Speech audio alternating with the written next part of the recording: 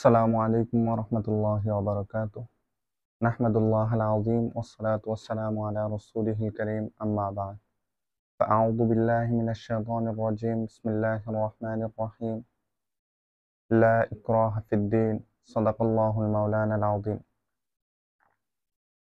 সম্মানিত দর্শক শ্রোতা মণ্ডলী, আজকে আমরা জানব যে ইসলামে অমুসলিমদের কি কি অধিকার প্রদান করা হয়েছে এবং তারা ইসলাম থেকে কতটুকু সুবিধা ভোগ করতে পারে এবং ইসলাম তাদেরকে কিভাবে মূল্যায়ন করে, কিভাবে তাদের অধিকারগুলোকে স্বীকৃতি দিয়ে থাকে। যদি আল্লাহ রাব্বুল আলামিন তৌফিক দান করেন, তাহলে আমরা স্বল্প সময়ের মাঝে এই বিষয়ে কিছু আলোচনা করব। তো প্রথমে আমি একটি কোরআনের আয়াত তেলাওয়াত করেছি। আল্লাহ রাব্বুল আলামিন সূরা বাকারার মাঝে উল্লেখ করেছেন, লা ইকরাহা ফিদ্দীন, অর্থাৎ দ্বীনের ক্ষেত্রে কোনো বাড়াবাড়ি নেই। অর্থাৎ যদি কোনো একজন বিধর্মী সে মুসলিমদের অথবা মুসলমান রাষ্ট্রে সে বসবাস করে, তাহলে মুসলমানদের জন্য এই অধিকার নেই যে তার উপর ইসলামটাকে নিয়ে চাপিয়ে দিবে। এই অধিকার ইসলাম কাউকে দেয়নি। আল্লাহ তাআলা কোরআনের মধ্যে এটা নিষেধ করেছেন, লা ইকরাহা ফিদ্দীন, অর্থাৎ কাউকে যে যার মতো দিন পালন করতেছে তো তার মতো সে থাক। তো তাকে কেন আবার ইসলামকে বাড়িয়ে দিতে হবে, তার উপর এটা চাপিয়ে দিতে হবে? এটার প্রয়োজন নেই। বরং সে যে দিন পালন করতেছে তাকে সেই দিন পালনে নিরাপত্তা এবং তার যে সমস্ত প্রয়োজন সুবিধাসমূহ রয়েছে, মুসলমানরা সে সুবিধাসমূহ দিবে। তো কি কি সুবিধা সে ভোগ করতে পারে?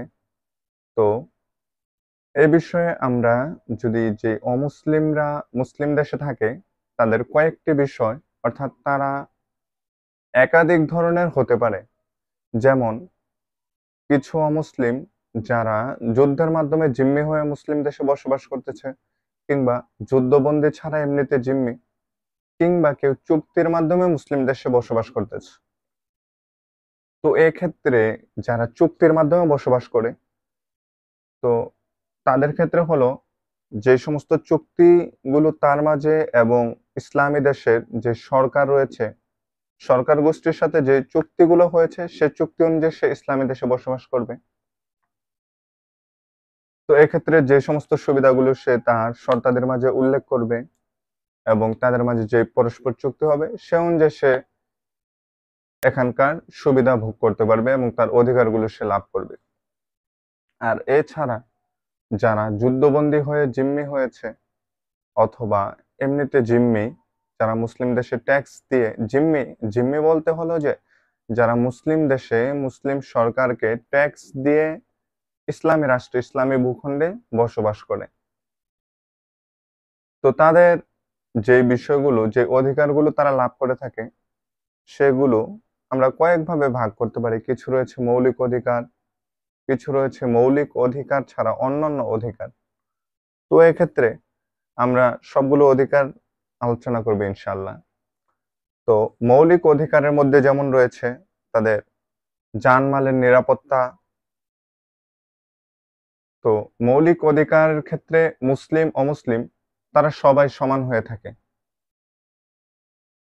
দেখা যায় যে একজন মুসলমান তার মৌলিক অধিকার যেমন রয়েছে তার জানের নিরাপত্তা, তার সম্পদের নিরাপত্তা, শিক্ষা এবং তার যে আহার এবং তার বস্ত্র ইত্যাদির যোগান দেওয়া এবং এগুলো লাভ করা। তো এক্ষেত্রে একজন মুসলিম অমুসলিম তারা সবাই সমান।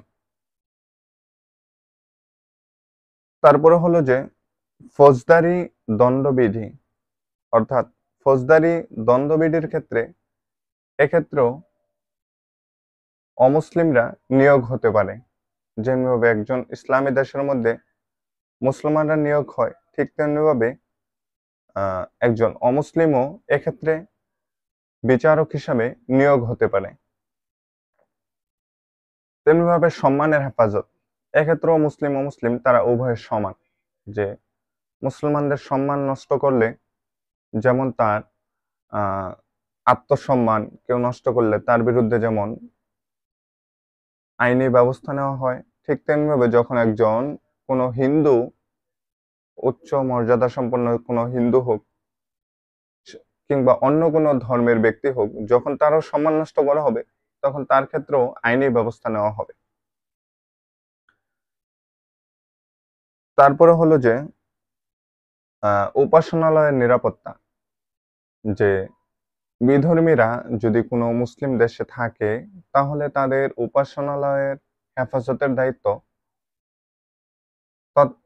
তদ অঞ্চলের মুসলিম সরকারের। তিনি তাদেরকে তাদের উপাসনালয়ের জন্য, তাদের ধর্মীয় বিধিবিধান পালনের জন্য তাদেরকে সর্বপ্রকার নিরাপত্তা প্রদান করতে হবে। তবে উপাসনালয়ের ক্ষেত্রে কিছু বিষয় রয়েছে, যেমন একটা ইসলামী ভূখণ্ডের কিছু অঞ্চল এমন রয়েছে যেখানে হিন্দুরা এবং মুসলমানরা বসবাস করে। যদি সেখানে মুসলমানরা সংখ্যাগরিষ্ঠ হয়, মুসলমানদের ধর্মীয় বিধিবিধান পালনের জন্য যে, অর্থাৎ যেমন একটা জুমার মসজিদ, কবরস্থান, ঈদগাহ ইত্যাদি যদি সেখানে থাকে, তাহলে সেখানে অন্যান্য বিধর্মীরা নতুন করে কোনো উপাসনালয় গড়তে পারবে না। আর যদি এমন হয়ে থাকে যে সেখানে হিন্দুরা সংখ্যাগরিষ্ঠ, কিংবা হিন্দু বলতে মানে অন্যান্য বিধর্মীরা সংখ্যাগরিষ্ঠ হয়, তাহলে সেখানে তারা তাদের ধর্মীয় উপাসনালয় তৈরি করতে পারবে। আর যে অঞ্চলটায় বিধর্মীরা সংখ্যাগরিষ্ঠ হবে সেখানে তারা তাদের দ্বীনের প্রচার করতে পারবে, অন্যদের মাঝে তাদের দ্বীনের দাওয়াত দিতে পারবে। এক্ষেত্রে মুসলমানদেরকে তারা দ্বীনের দাওয়াত দিতে পারবে না, এবং তারা তাদের সন্তানদেরকে ধর্মীয় শিক্ষা দীক্ষা ইত্যাদি দিতে পারবে। তো এক্ষেত্রে ইসলাম তাদের উপর কোনো বাধা নিষেধ করবে না। তারপরে হলো যে শিক্ষা এক্ষেত্রে তাদের মৌলিক, এটা হলো একটা মৌলিক প্রয়োজন। এক্ষেত্রে স্বাভাবিক যে শিক্ষা, তো এই শিক্ষার ক্ষেত্রে তাদেরকেও শিক্ষিত করে তোলা তারা যে মুসলিম সরকারের অধীনে আছে সে সরকারের দায়িত্ব, অর্থাৎ এটা একটা মৌলিক প্রয়োজন। তো এক্ষেত্রে মুসলিম অমুসলিম তারা সবাই সমান হবে। বাকস্বাধীনতার ক্ষেত্রেও সবাই সমান, তাদের যে স্বাধীনতা রয়েছে তাদের কোন একটা বিষয়ে, তো এই বিষয়টা অর্থাৎ বাক স্বাধীনতা, এক্ষেত্রে মুসলিম অমুসলিম তারা সবাই সমান। তেমনি ভাবে যে সামরিক চাকরি অর্থাৎ প্রতিরক্ষা বিভাগ, একটা দেশ পরিচালনার জন্য তার একটা প্রতিরক্ষা ব্যবস্থা থাকতে হয়। তো এই প্রতিরক্ষার ক্ষেত্রে ইসলামী দেশ কোনো বিধর্মীকে জোর করে প্রতিরক্ষা বাহিনীতে প্রবেশ করাতে পারবে না এবং সেখানে সে যুক্ত হতে পারবে না। তবে যদি কোনো বিধর্মী সে যদি স্বেচ্ছায় নিজ মাতৃভূমি, নিজ দেশ রক্ষার জন্য প্রতিরক্ষা বাহিনীতে যোগ দিতে চায়, তাহলে সে পারবে।